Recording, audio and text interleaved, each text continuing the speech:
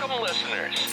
You're listening to the Deeds in the Desert, where real estate investors tune in for the latest news. Welcome back to the next episode of Deeds in the Desert. Today, I have Ryan Lantz, one of the co-owners of Lokal Homes out in Colorado. Thanks for flying in on such a beautiful day here in Las Vegas, Ryan. Sure, thanks for having me. Absolutely. Well, let's talk about Lokal Homes and the communities you guys started to build and how we're involved in them.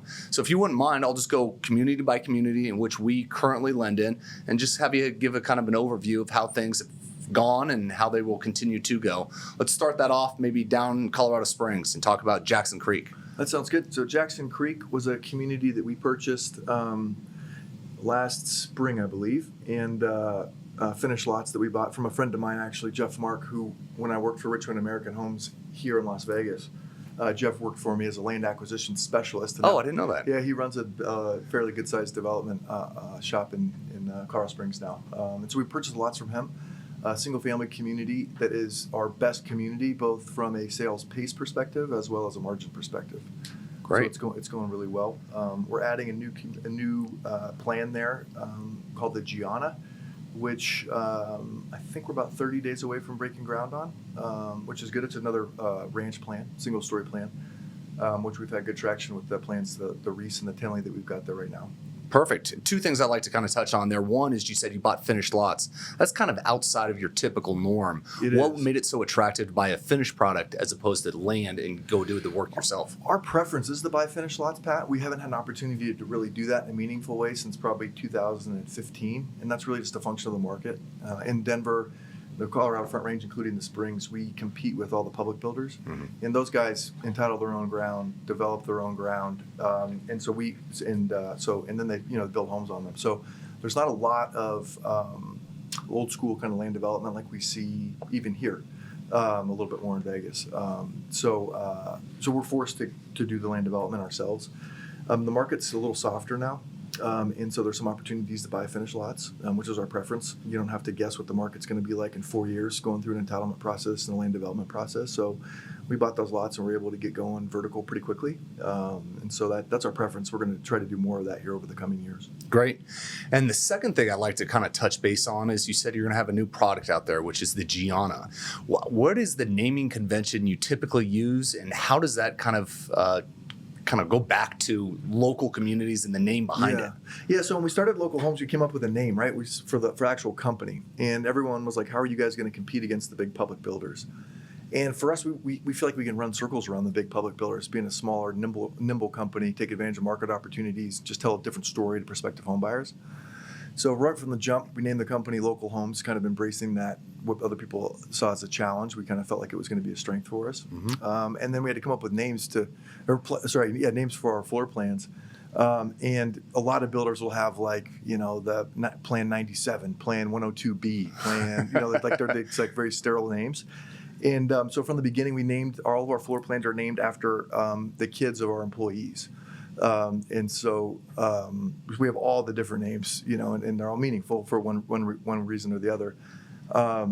And the Gianna actually is my daughter's name. We had a false start with the Gianna plan in 2015 maybe. And her plan that was named after her didn't actually fit on the lots in the community that we were planning on building it in.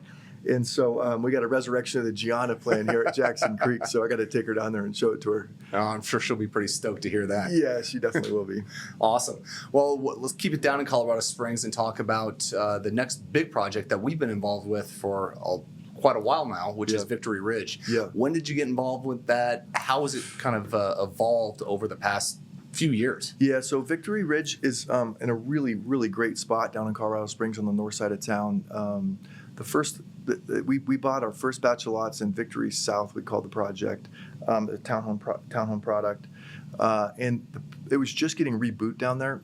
What I mean by that is there's a developer down there that had a large mixed-use project that ended up going belly up. A friend of mine, Andy Klein, went in there at Westside Properties and bought the entire project, including a dilapidated office building, some mothballed retail, a bunch of land around it. And Andy kind of brought some new energy to the project.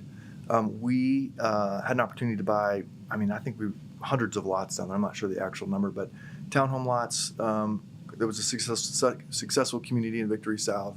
Right now we're active with some row towns, some back-to-back townhome product, some single-family product, as well as some condos. And it's been a really great project for us, just bumping along. We changed some product. Part of being a smaller, nimble company is we listen to the feedback that we get from our home buyers. If we hear enough of it, we'll actually change the product midstream and try to meet the market a little bit better. And so we did that with the townhome product, the back-to-back townhome product, as well as the row towns.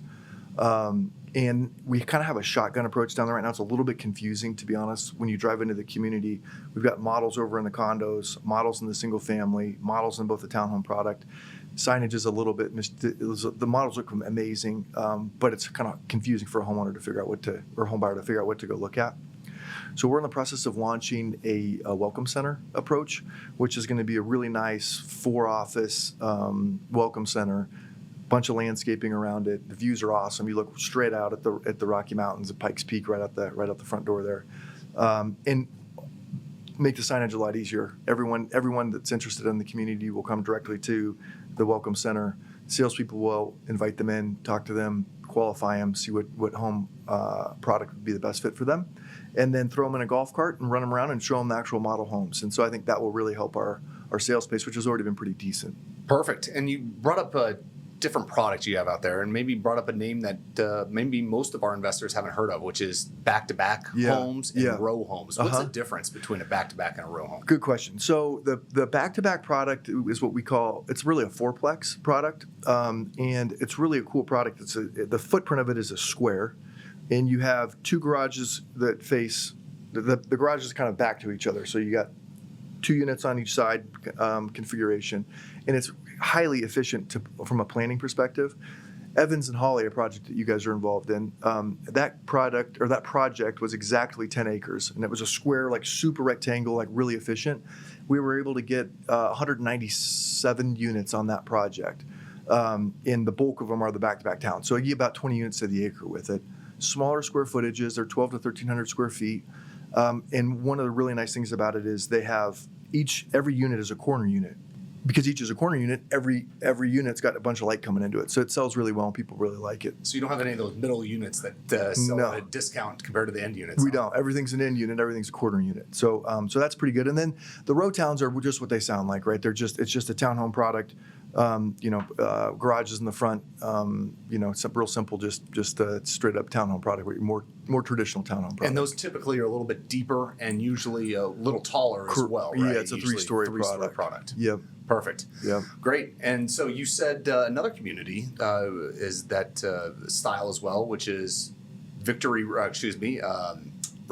Village. Virginia Village, yep. Also known as the Hub. The Hub. Yeah. A few different names associated with it. And so we have a loan on that as well. Yep. How's that project coming along, and how long have you been in there? It's going good. So we bought that deal in the early innings of COVID. So it was July of 2020.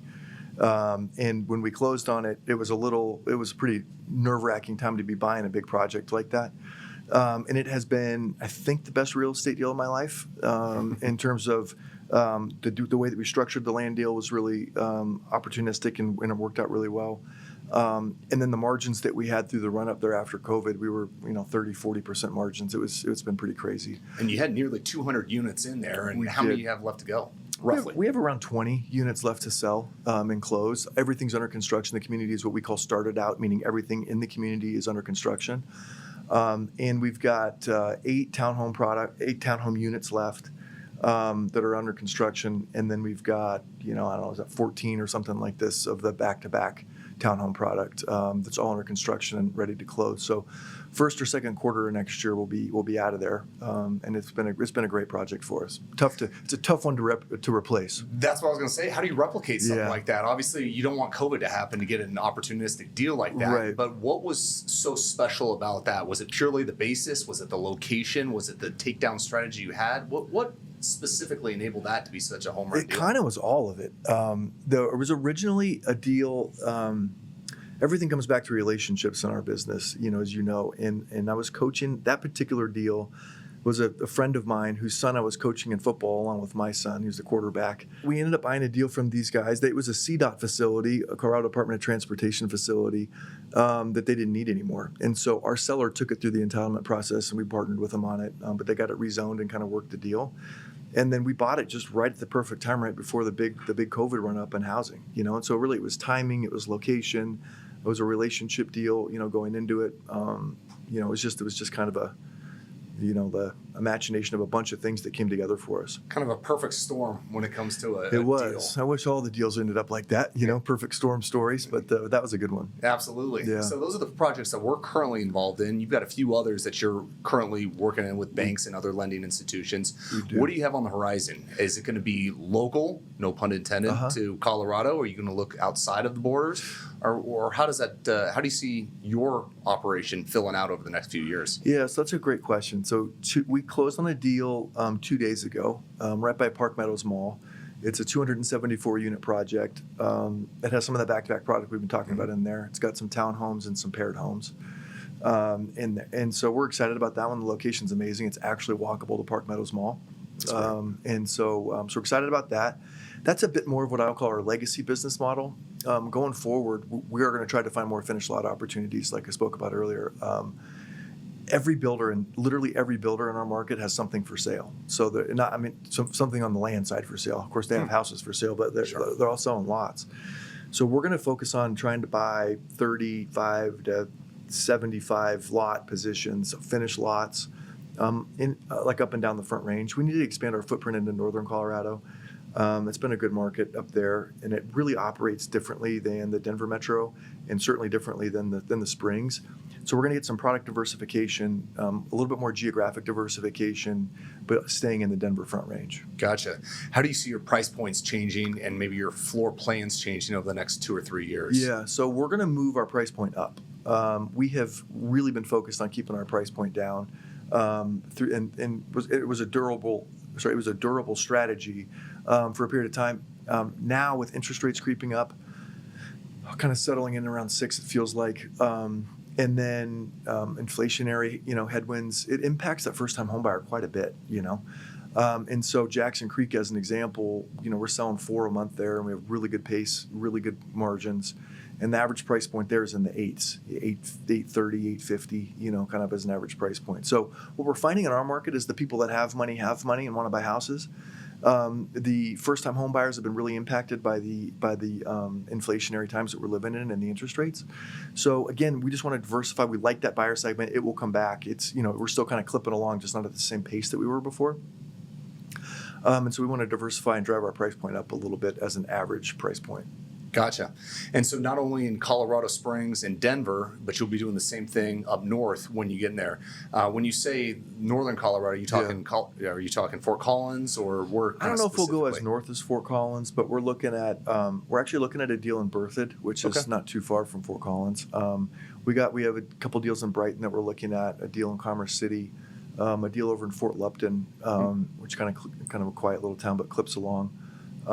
So we're just, the Firestone, Frederick, Dacono, the Tri-Cities market will probably look to get a foothold in those locations. Got it. Well, perfect. Sounds like some fun, exciting stuff coming up on the horizon. Yeah. Appreciate you being a borrower for, what is it, maybe 10 years now, 15 years? One of our first or the first lender in our business. Right. So it's been 13 years. 13 years. Yeah. Quite a while. Yeah. So we appreciate the partnership. Absolutely. Well, it's been a good run, a good time here on Deeds in the Desert, as well as working with you, Ryan. So if you wouldn't mind, like, subscribe, and follow to the link below, and follow along so you don't miss the next episode of Deeds in the Desert, where we bring you more episodes of real estate and insights like Ryan Lantz. I appreciate it, Ryan. Thanks, Pat. Thanks for joining us this week on Deeds in the Desert, where short-term investments meet long-term investors. We hope you enjoyed the content so much that you share it with all your friends. Who doesn't like learning about passive fixed income, right? Still hungry for more education? Visit our website at ignitefunding.com.